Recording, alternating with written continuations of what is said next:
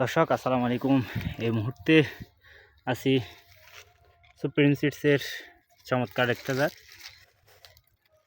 TRX-35। আমরা সারা বছরই মূলা চাষের ক্ষেত্রে এই জাতটা পছন্দে রাখি, কেননা এটা মূলা হচ্ছে দবদবে সাদা হয় এবং মূলার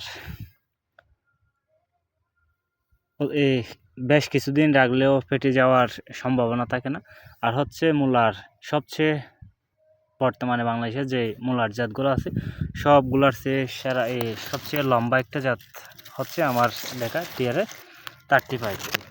আরেকটা দিক হচ্ছে মূলার ভিতরে শিকড়ের তেমন কোনো দাগ থাকে না, যার ফলে মূলা একদম ফ্রেশলি থাকে।